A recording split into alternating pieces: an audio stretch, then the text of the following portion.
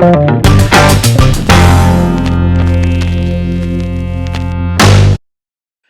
welcome back to another episode of Gimme a Buck podcast, partnered with Wisconsin Sports Heroic. I am your host, Jewell Graham. I got my co star, Zach Wright, with me. Another episode, another Bucks fan. We have Bart Winkler from 12:50 a.m. The Fan. Let's get into it. So first, Bart, I know you are Mr. Fond Du Lac 2002. Is that a thing? Mr. Fond du Lac was a competition we did at my high school. So that would have been my senior year. Yeah. And it was a contest. It was the swimsuit and the formal wear and the question and answer. And then for the talent, I did Britney Spears Hit Me Baby One More Time. Okay. Okay. And it was like I was on a stage and I did this, and this was about the most reaction that I've ever got. It was like I was on stage in Broadway, man. I felt like a superstar. That's good. But I didn't win because the guy who was our starting quarterback got like the freshman girl vote. Oh man, that sucks, dude. So I took second. That sucks. So Zach is actually from Fond du Lac. Yep. I lived there, grew up there my whole life, and then I live in Phoenix, Arizona now. I moved out here about 4 years ago. Yeah. When did you graduate from the high school? I went to WLA. What year did you graduate? 2017. I'm younger. Oh, okay. I'm only 21. So I took runner-up in Mr. Fond du Lac when you were how old? What year was that? 2002. 2002. I was 3.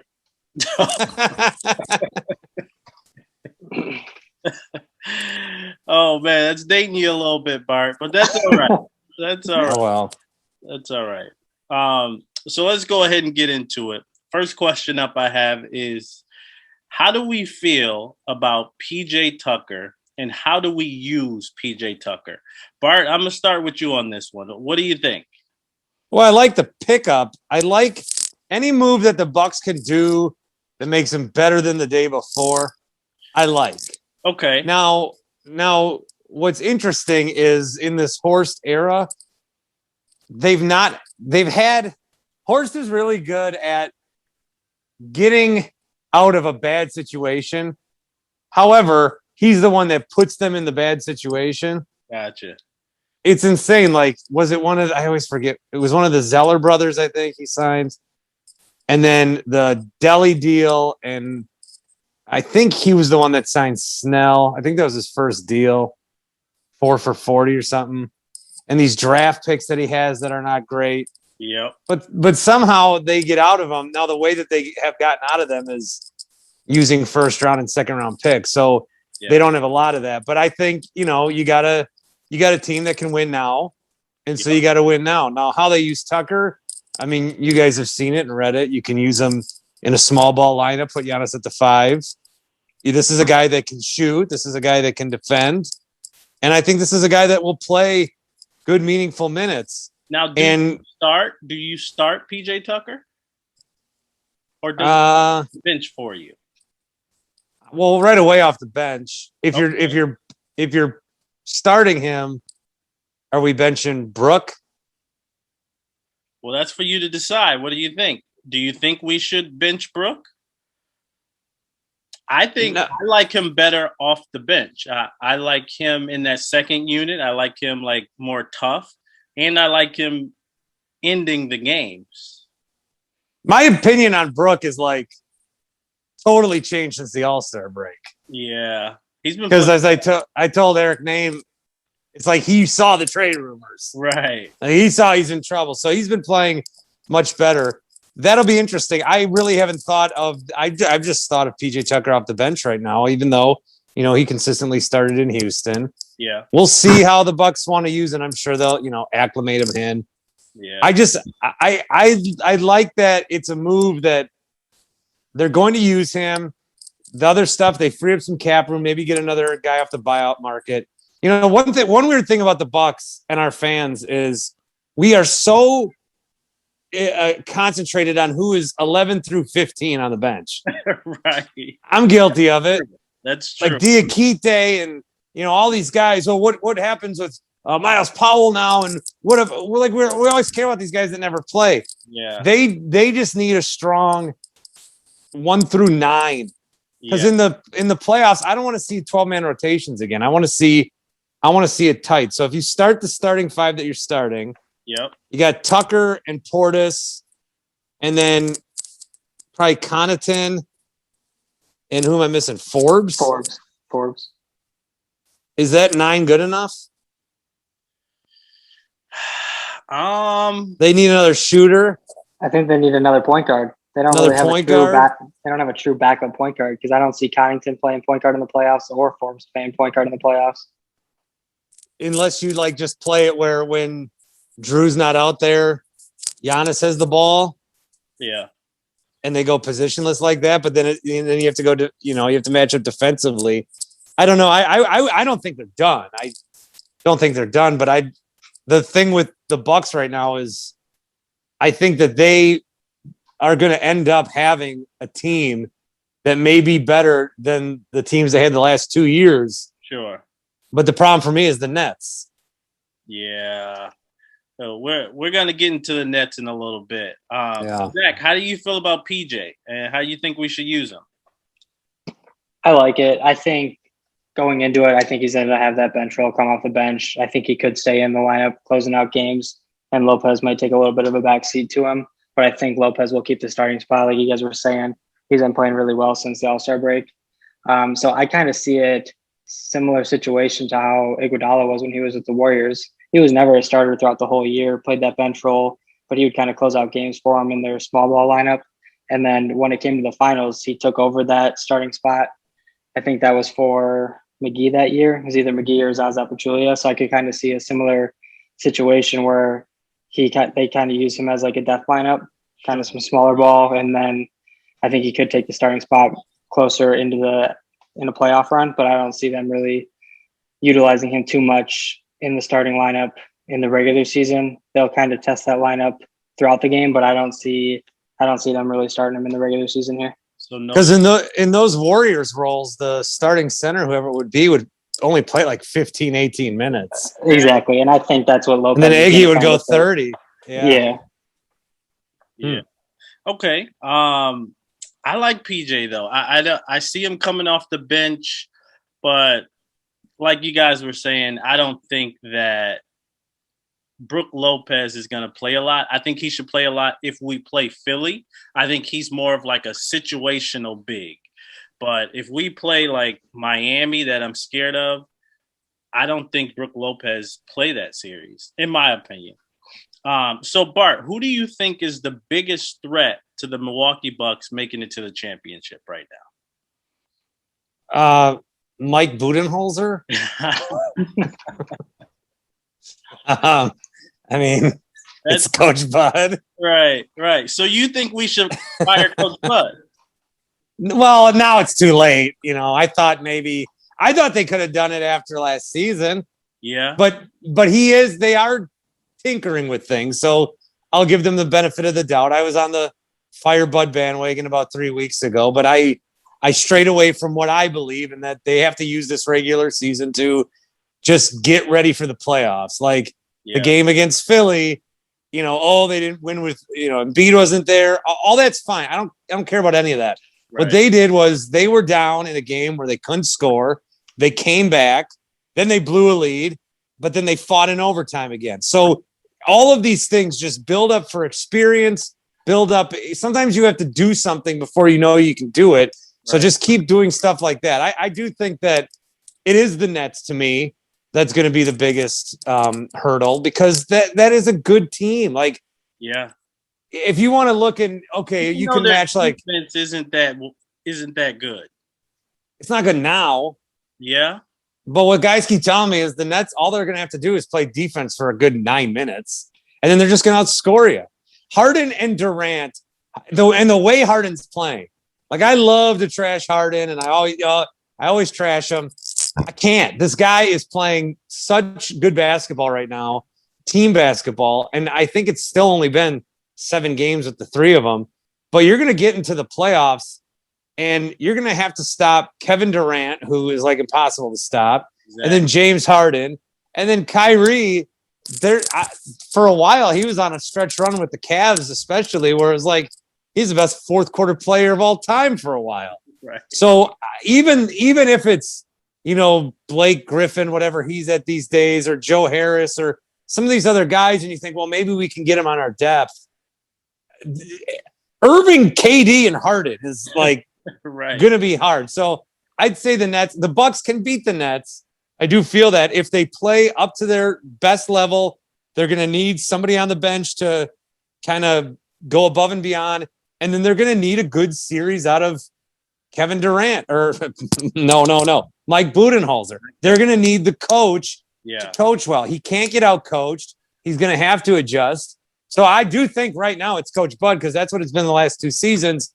The team, obviously, to me, would be the Nets. So the team would be the Nets. The obstacle is Coach Bud. Yeah. Speaking of that Philly game, Zach, how did you feel about that Philly game?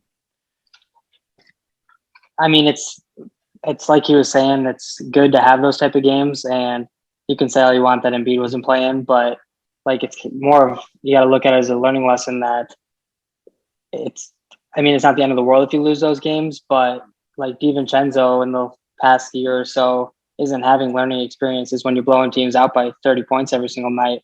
Whereas if he makes a defensive mistake late in the game and doubles and then leaves an open 3 or makes these silly mistakes, then you can use it as a learning mistake. They were fortunate enough where they still won the game in overtime, and then they were able to overcome these things. No one was really shooting the ball well. I think these are games, though, where when I said last week that Chris Middleton, to me, has been the most disappointing player this year for us, he again kind of underperformed, and I feel like games like this is where Chris could kind of take over. I know Giannis was struggling a little bit early in the game. His stat line at the end doesn't look like that because he still ended with 32 and 15. Yeah. But I still think that Chris can kind of take a bigger step and roll into these type of games, especially in the playoffs. I think, like we were saying, who's that for sure too? I think it needs to be like Chris Middleton, so Drew Holiday can be more of a facilitator and run the whole offense. And I think Chris needs to be that second option for scoring, and he really hasn't made that step yet. But I think there was a lot of learning lessons to take away from the game overall. And then you're pretty happy when you come away with a win when you're shooting that poorly the first 2 quarters. Right. So, yeah, Giannis had 32, Chris had 15, Drew had 19. So, Bart, I'm going to swing it over to you. Now, I like that Philly game. But with Chris Middleton having 15 points, do you think Drew Holiday or Chris Middleton is good enough to win a championship? Are they a good enough second player to win a championship? Because if you go back, last year, you got Anthony Davis as the second best player. Yeah. You got Steph Curry. You got Kyrie Irving. I don't know, Chris or Drew, are they a good enough second option to win a championship? Well, I think Drew is great. Yeah. I think he adds so much to this team. I think if you're going to, I wouldn't look at or the way I would look at it is Giannis 1 and Giannis 2, and then Middleton and Drew are 3A and 3B. But Middleton, the way he played against Philly, that's not good enough. And I'm as big of a Middleton defender as you will find. But even watching that game, it was like, and Marcus Johnson was saying it on the broadcast. He said, all right, this has to be a game where Chris steps up. And Chris, looked kind of just playing like he was passive and average, letting the game come to him instead of, and that's, I think, what a lot of people have wanted. They wanted him to take over the game the way you see some of these other superstars and all-stars do it. And Chris seems to be more of the complementary role, which works well with Giannis, but sometimes he is going to need to, put up 30 in a game where he would normally put up 16. So that's something that they're still going to need to develop. And if it doesn't happen this year, then maybe you start to look at, is there somebody else we pair next to Giannis? I do think Middleton's a great piece to Giannis, but as far as like a number two, you look around the league, some of these number twos, they're number ones, though. And Chris Middleton would not be a number one anywhere. So if you judge it like that, it might be unfair, but Chris does need to play better than he played against Philly for them to, if we're talking win a championship, Chris needs to be, which he has played better than that. He has to do it more consistently, which has always been kind of a knock on him. Yeah. So you don't think Chris right now is good enough as a good enough second option? Not the Chris that played against Philly. Not the Chris that played against Philly. That Chris exists. That Chris exists. I do think that Chris exists, and we've seen it, but not consistently enough. Was there a game? Was it last year? It was like before the shutdown where I think Giannis and Middleton and Bledsoe against Portland. Did they all have like 30 or something? Yeah. They all, and it was like, oh my God, because that never happens. And even now, it just never happens.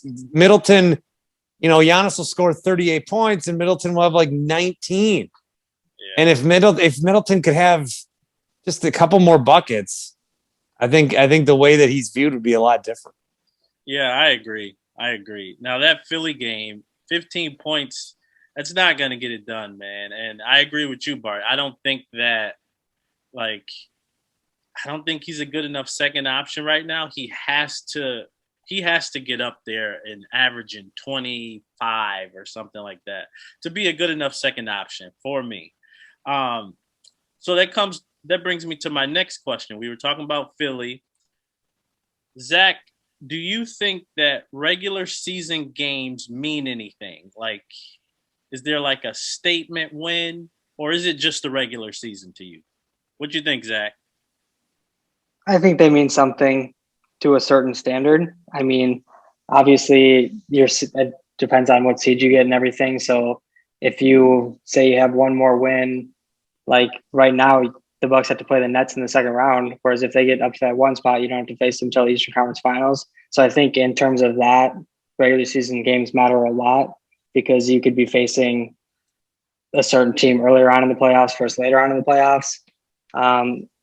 For facing a certain team on like statement wins, yes and no, because it could almost hurt you if you say you're playing the Nets, you beat them both times in the regular season, and you like making that statement, you beat them. There's like no chance that you pretty much take all their confidence away. But then at the same time, it's extremely hard to beat a team like 3 times or 4 times in a season, and you're kind of just giving that team more and more aggression really to this is the time we need to beat them. So I think it's kind of like a yes and no. I think there's a lot obviously where the regular season matters, and that's why there is a regular season.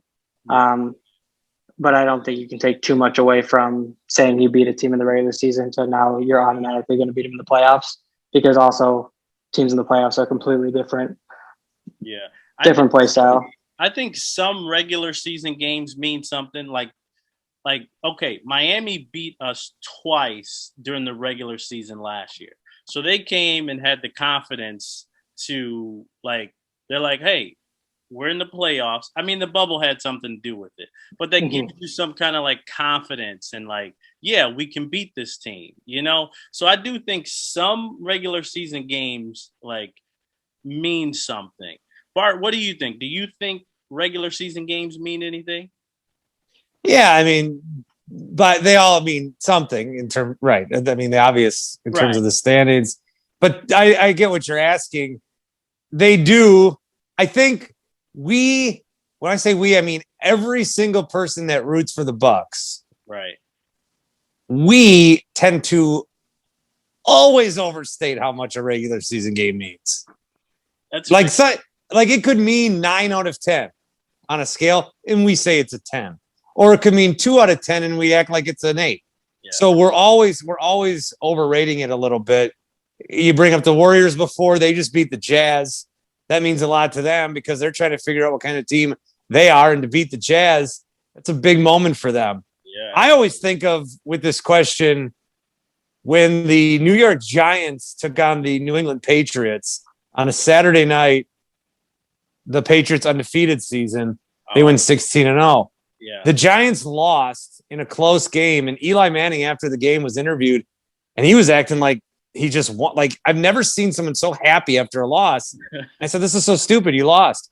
But then he recalled that game. They knew then that they could match up against New England. Mm-hmm. They weren't scared of them. Yep. And so they meet them in the Super Bowl and they beat them. If they never played that game, then maybe they don't beat them. So I do think that it means something, and it does build up like the Heat over the Bucks. It was definitely something that the Heat had over the Bucks. And then things happen, you know.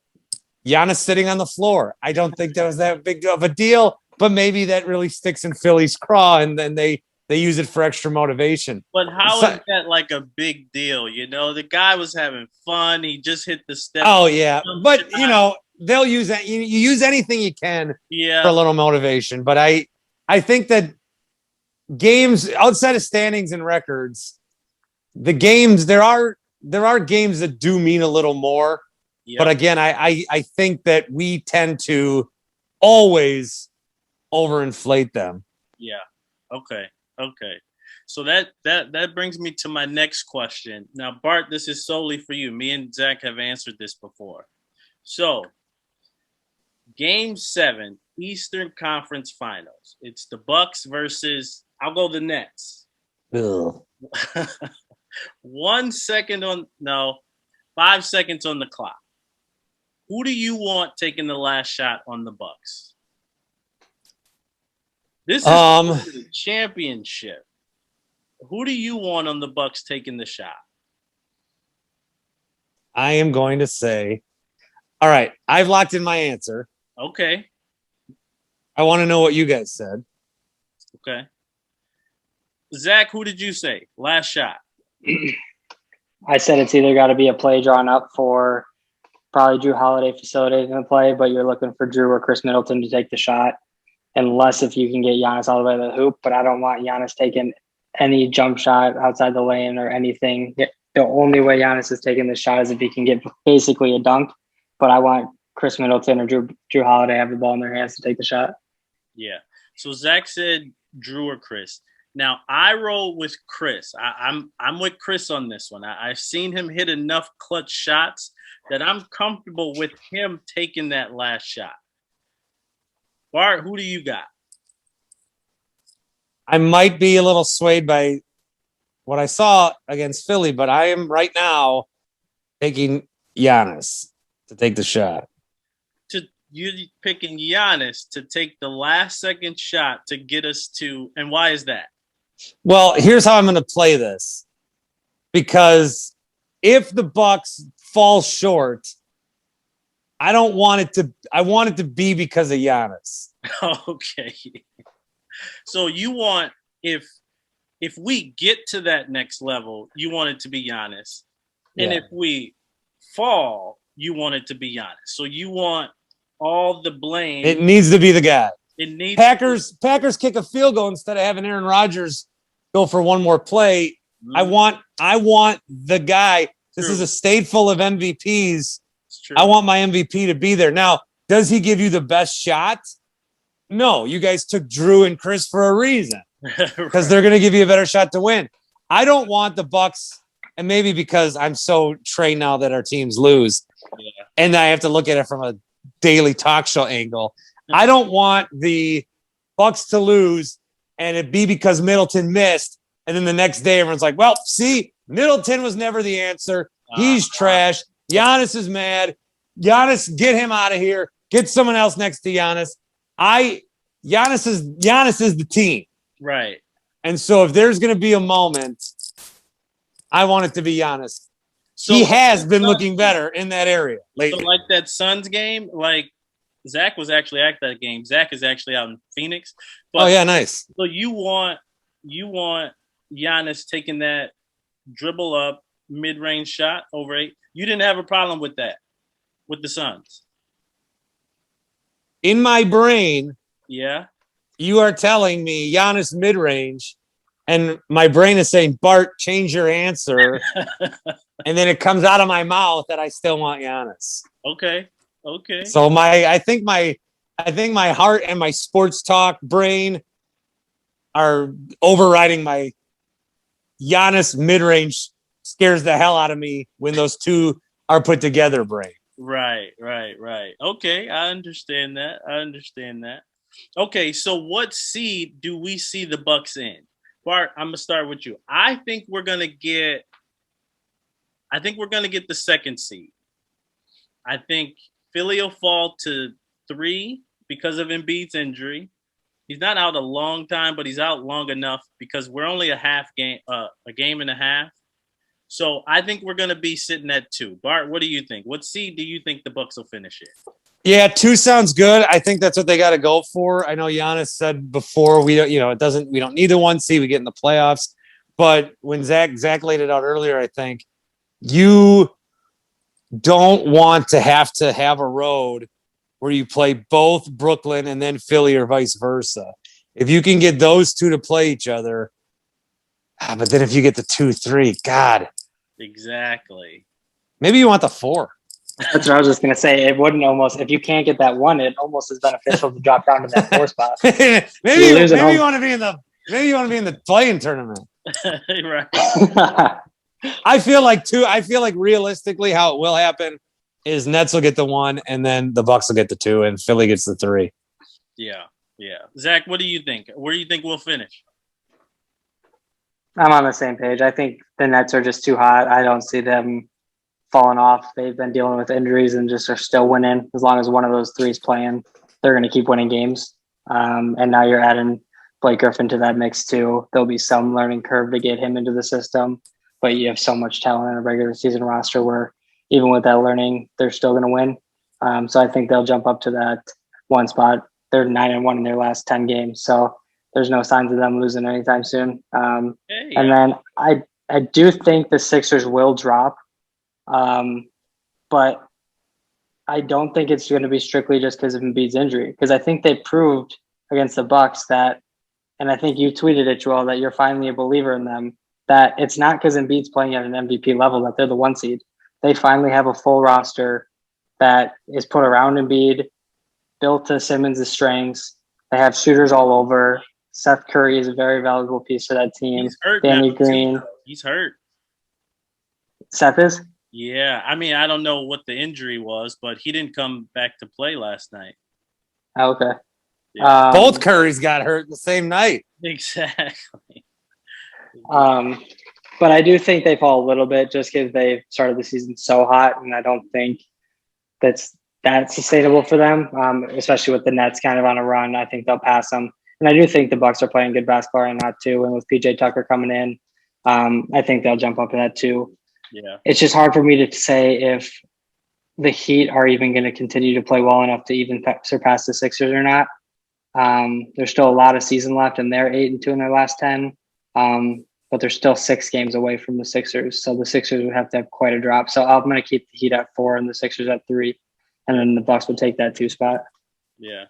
So, Bart, earlier you said you want Giannis either bringing us to that next level or he takes the blame for not making the last second shot, right? So can we trust Giannis to take us to the next level in the playoffs? Do you think he hits that shot that you were saying takes us to the next level? Can we make it to the championship with Giannis? Well, and Coach Bud, I guess, too. Yeah, I think what we're going to find out is how they do this year. If they don't get to the Eastern Conference Finals, and I don't know if it's going to have to be the finals or the Eastern Conference Finals, then you would look at a coaching change. Mm-hmm. You'd bring in another coach. You'd go for a year with that. Then you would maybe, if it didn't work out, then that's when you'd move on from Chris. Yeah. I mean, so that's why I was saying fire Coach Bud earlier, because I just assume we're not going to win a title with Coach Bud.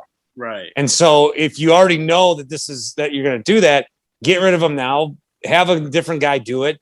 And then you can find out if Chris is somebody that needs to be moved or not sooner rather than later. Otherwise, you're just extending this. Right. But yeah, it's all got to be around Giannis. I mean, he is, and that overtime, man, it's gonna stick with me for a while because it was the 3 possessions where he takes one to the rack, hits a 3, and then has a little step back. And if that's, he just did things in those 3 possessions where, yeah, he did the thing that he knew he was gonna do. Yeah. But then the 3-point shot, which I don't know how he's gotten better at this magically, but he has, and the free throw shooting I'll mention too. Yeah. And then the step back I like because he was taking it in, and then he realized he didn't have it, and so that's what you need. That's what everyone says. He's got to have a jumper. He's got to have a jumper. That's the kind of move that makes like Kevin Durant so lethal and LeBron so lethal. Exactly. And if you give Giannis that, it's over. Yep. It's over. Forget about it. So do you think Giannis can take us to that next level and get to the championship despite, Coach Bud, and his mistakes? Is Giannis good enough to get us there? He is. However, I don't know if anyone's going to be good enough to get past KD and Harden and Kyrie. Yeah. That is such a tall mountain. But if Giannis can do it, But if you take now it's like this Giannis, where he is now, if he was just there 2 years ago, well, yeah, then they beat the Raptors. That's fair. So he's ascending. Yep. But at the same time, the competition got way harder. Yep. So it's unfortunate and unlucky, but that's the road that they've drawn. So yeah, I think he can. But it's going to be hard. Yeah. Can you blame that on Bud though? If they say they playoff started today and they lose in the second round, play a good series, but they're just unfortunate to have to match up against the Nets in the second round right now. Can you blame that on Bud for an early playoff exit when you have so much hype coming into the season? You have a second round exit again. Is that on Bud though, or is it just due to, like you were saying, that teams are just better now? Well, we'll see. Are they gonna find a way to win game 1, the Nets, and then use that exact same formula for game 2, 3, and 4, right, like with the Heat? Yeah, the Heat series boggled my mind, and I've said this on the show before, but it boggled my mind because the Heat came into that series thinking, they sat down, they had a meeting, and they're like, okay, to beat the Bucks, we got to get Duncan, we got to get you open. And Tyler, we got to get you open for threes. So here's all the things we're going to do. And then you guys should be open if we execute it right. And then game 1 happens and they do these things. And they're like, whoa. We can just shoot as many threes as we want. Exactly. They're not going to defend us no matter what. Okay. Wow. That's good. We got the first victory. Now game 2, they're going to make those adjustments. Nope. Same stuff. So if Bud does that, how do you not it's the simple see how a team is beating you and just think, oh no, my way's better? It just blows my mind. Bud, he kills me because it's the simple things. Like if you see that they're targeting Lopez, get him out the game. We have somebody mobile enough. When we played the Nets earlier, they were targeting 2 people at the end of the game, Pat Connaughton and Brook Lopez. Maybe go with somebody different, Bud, if they are getting picked on. So we're talking about the Nets still. They have the Kyrie, they got Harden and KD, crazy. But their bench, though, I don't know if their bench is good enough. But let me turn around and put it to our bench. Zach, do you think our bench is good enough to win a championship or to get past the Nets to get to the championship? I think the PJ Tucker move really helps improve the depth for the Bucks because, they did it with just getting rid of Augustine, who's had a pretty disappointing year, and then Wilson, who never played anyway, and then a pick. So I think Tucker really helps improve that bench depth. And if he is coming off the bench, if not, you're moving Lopez to coming off the bench. And I think Portis is going to be a great bench player in the playoffs. And I think Forbes will also be a part of that. And like we're saying, I think it's going to be 1 through 9. I don't think a rotation should be any more than that. Some teams will even go 8. So depending on, I think the Bucks need to make one more move because as I was saying earlier, I don't think they have a true backup point guard. unless if they put Giannis to that role and play positionless.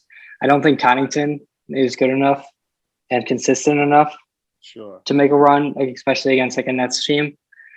So I think the missing piece is if they add a good enough backup point guard. I think surrounding him with Portis, Tucker, and Forbes, I think, and then that point guard, I think those four will give them a good enough team. Because I think in the playoffs, you'll for sure either have at least Jrue Holiday, Chris Middleton, or Giannis. At least one of them will always be on the floor at all times. So I think those bench players around them. But then, like you were just saying with the Nets, that's the scary thing, though. There's always going to be a Kyrie Irving. There's always going to be a James Harden. And there's always going to be a Kevin Durant on the floor.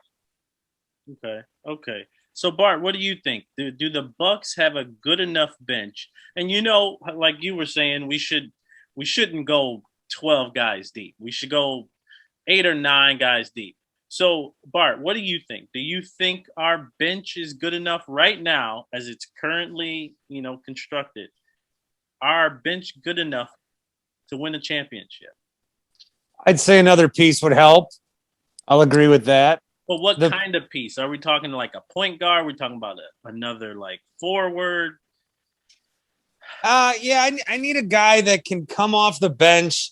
I need a guy like Pat Connaughton, but good. Yeah. So like that, but a little more good. Yeah. The problem with the Bucks bench is like Portis was amazing for 3 weeks. And then he's kind of like quieted down. Yeah. Forbes had that game where he had 20 points, and then he isn't. I get that every bench guy can't have 20 points every night, but these guys, they have a good game, and then they kind of go back into, hiding. Trading DJ Augustine, I think, and bringing in Tucker is obviously a huge boon that will help. Let me ask you this. So you said we need another guy like Connington, but better. What do you think about Isaiah Thomas?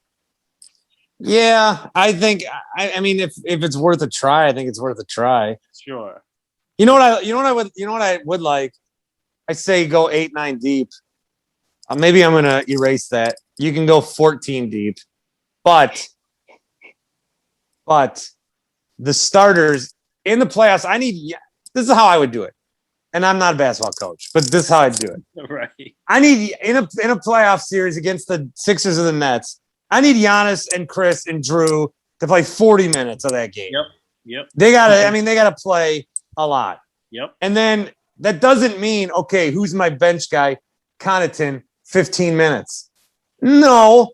What about if like 5 of Connaughton's minutes go to Thanasis when they need him in that role? What if 5 of those minutes go to Jordan Wara if they need him in that role? Diakite, the last couple of years I looked at the Bucks bench as a Swiss Army knife, but they only used a couple of the dull blades. Like Tony Snell should have guarded Kawhi Leonard against the Raptors. Yep. And why did you play Frank Mason for 2 minutes in game 1 against the Heat and then not play him again? So you don't have to have. You can have like a 9-man rotation by using 14 guys, if that makes any sense. You play your starters a bunch of minutes, and then you use the other guys situationally. Yep. So that's what I think the regular season is for, is find out what lineups work best together. What lineup's going to be the best lineup when you're down 15 points with 5 minutes to go? Use the regular season to find that out. Yep. I mean, am I crazy? Is this stupid? I don't think so. And that's when I think you should use go give these guys minutes. What's his name? Diakite. Let him see what he's killing it in the G League. Yeah. See if he can kill it up. Just give him a shot. The same thing with Torrey Craig. What happened with Torrey Craig? I don't know why Bud didn't play him. I thought we could have used him against the Nets. Just 7-8 months ago, whenever the bubble was, he was just guarding Kawhi Leonard and LeBron James. And then he goes to the Bucks and can't crack the rotation again for like a Pat Connaughton. It just doesn't make sense to me. Bud, like I wouldn't give like Thanasis. He's not getting 15 minutes in a playoff game. Right. But what you found in the regular season is this guy can come in, be a tornado for 2 minutes, exactly. boost the energy a little bit, and then he can go sit back down. Yep. So I don't know. I know you have that weapon. If I need a little energy, if I need somebody to pick up a quick dumb foul and just like slow the game down, I've got Thanasis. You know that now. So that's you work so hard to build the roster, the perfect roster, and then you get to the playoffs and you don't use what you've crafted. I don't get it. Yeah, I never really understood like Bud's rotations, but like he's just a weird. He's very stubborn. He's very stuck. When the Bucks played the Heat, it wasn't just Bucks fans that know basketball that were screaming for Bud to change. It wasn't casual Bucks fans. It was them. And then it was like everybody that watches the sport that had no whether they were media or idea or any, like they don't even care about the Bucks, but when they watch them, it's unfathomable. It makes you so mad that this is what they're doing. Why are they doing this? Why are they doing this? It makes you so mad. You don't care about them, but you're watching this guy just sit there. The whole world knows you need to do something, yet he's the one that can do it and he doesn't do it. Yeah, Coach Bud he has like this one size fit all for it's a good way. Yeah. And it's like what works for Philly is not going to work for the Warriors. It's not going to work for the Raptors. He had Lopez guarding Pascal Siakam. But does that really look good to you? I mean, Pascal Siakam, I don't think he's like the best player. I think he's overrated. But I don't want to see that matchup. Lopez guarding Siakam? No, I don't want to see that. So where do you rank Giannis as far as MVP now? Zach, where did you have him? Did it change for you? Yeah, he was up to 2 on my list. He was 2 on your list. But that depends now how long Embiid's out. He might be up to 1 for me. Oh, okay. So what about you, Bart?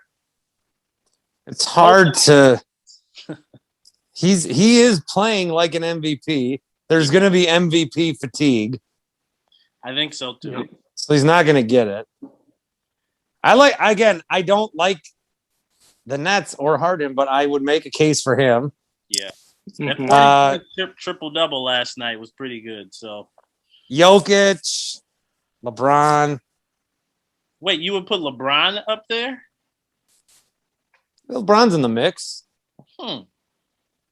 Lately, without AD? Well, I mean, he did just have 2 back-to-back triple-doubles. I understand that.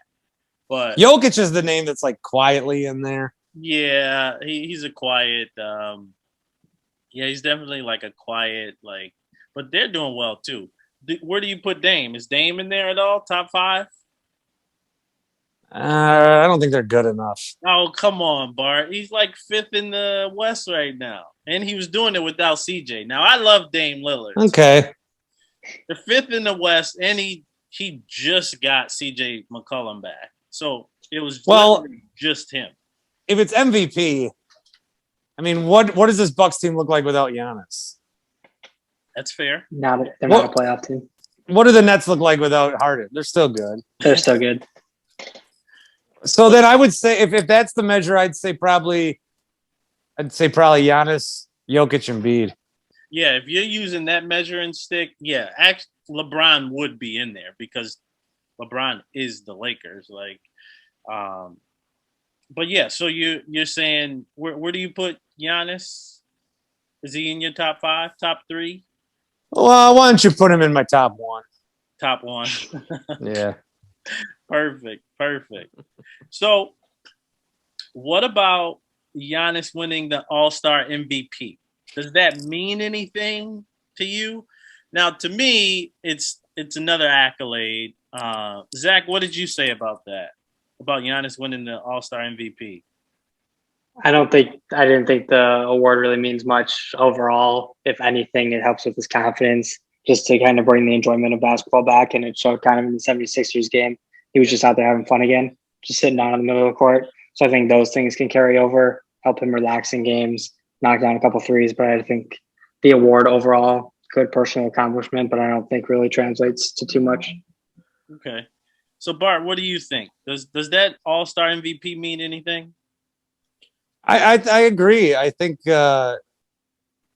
he wanted it so bad 2 years ago. Yeah, he did. And so he tried super hard. And then this year he relaxed and was just playing and was having fun. And I think he really realized, even though he's won the MVP twice, being on that court with those guys and then having that performance and realizing that he can maybe unlock another level of himself by, because he's always going to be serious in his prep and he's going to be serious in his practice. And, he's still going to be the guy that's shooting. I always, the stories of him shooting at the old Cousins Center in the middle of the night. He's always going to be that guy. But then if he steps on the court and realizes that, hey, this is a game, I'm good at it, I'm having fun, maybe then I can lock another level if I just have a little bit more fun in this. Yeah. And I think, you saw it already since the All-Star break. I think, man, this All-Star break, I don't know what it did. It made Brooke good. It made Giannis great. It made Chris not as good. Yeah. So, Bart, that kind of concludes our Bucks portion. So now I ask a question and open it up to the whole league. So this has been a very debatable one here. I need you to rank these 5 point guards. We got Luka Doncic, Kyrie Irving, Steph Curry, Westbrook, and Dame Lillard. Who do you have at 5? Dame, Westbrook, Steph, Kyrie, and Doncic. Who's at the bottom of that list? Westbrook. Oh, come on, man. He averages a triple-double, and he made triple-doubles pretty much irrelevant now. Nobody even cares when somebody gets a triple-double. But you got Westbrook at number 5. Why is that? Well, look at the guys that are on this list. Yeah. Well, that's fair. That's fair. Kyrie is 4. Kyrie is 4. Whoa, you got. Oh, okay. That's a new one. Kyrie at 4. Who do you got at number 3? Luka's at 3. Luka's at 3. Even though he's playing well, but the Mavericks, they're a little iffy.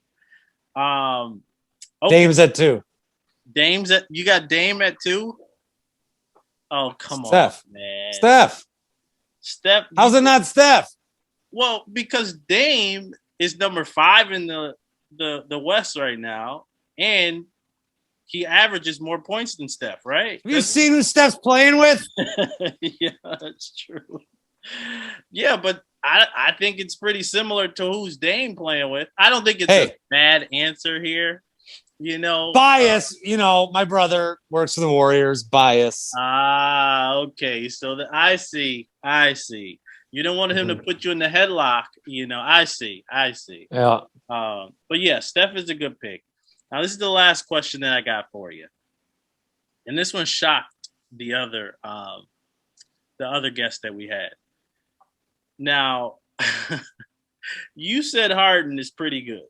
You can make a case for MVP for him. Yeah. So who are you picking on your team? Or who's better at basketball? Harden or Kobe? Oh, Kobe. Okay, why do you say Kobe? Kobe's not getting 40-point triple-doubles, 35-point triple-doubles. He can't shoot the 3 as good as Harden. Why do you say Kobe? Kobe's better at basketball. Kobe's better. I think I saw somebody describe this with 2 other guys. Kobe's better at, how do they say it? Kobe's better at being a good basketball player. Harden might be better at exploiting the game of basketball. So Harden is better at exploiting the game. I mean, Kobe's Kobe. Kobe's better than Harden. But how do you say that though? What reasoning do you have? I don't know. It's Kobe. Because some people, what they do is they just oh, Kobe, yes, he's better. It's Kobe, Well, Kobe's like Jordan. Okay. Everything He copied Jordan. He is a Jordan clone in the lab. Is Kobe Bryant. Right. And Harden is I don't know how Harden's good. Exactly. Like Kobe, you can watch play basketball and be like, damn, that is some good basketball. Harden's like 30 pounds overweight one night and like 10 pounds underweight the next. And then he's, just flailing and, his beard's everywhere. And then he's just, I don't, but then he's like got the most beautiful pass you've ever seen. Yeah. I'm taking Kobe. I'm taking Kobe too, like mentality and defense, because Harden, he can't guard a statue. So, I'm definitely going with Kobe, but I think it's a little bit closer than what everybody, every time I ask that question, they're like, oh yeah, Kobe. But I think it's a little bit closer because Kobe's not having 40-point triple doubles, man. Harden's good in basketball in a way that there's not like a lot of James Hardens in history. Right. So that makes him rare. So, yeah. I just think Kobe's not getting 40-point triple doubles, 30-point triple doubles. Like, I think the argument is closer than everybody thinks. Like, I don't think Kobe is. I love Kobe, and I'm gonna pick Kobe over Harden 10 times out of 10. But I think the argument is a little bit closer. So actually, I do got one last question for you. This is the one that sent Twitter in a frizzy. Are you comfortable with CP3 and Drew Holiday, or Drew Holiday and Chris Middleton? Which group are you picking this year, right now, if you had the choice? Forget about salary cap. Forget about all that other stuff. Basketball players. CP3, Drew. I think are we talking about the Bucks here? Yep, the Bucks here. The Bucks. Yeah, well, the Bucks would probably have a better chance to win with Chris Paul than Middleton. Okay. Yeah, so that's it. Thank you, Bart, for coming on to the Give Me a Buck podcast. Yeah, if the signal miraculously reaches your car, then I appreciate you listening. No problem.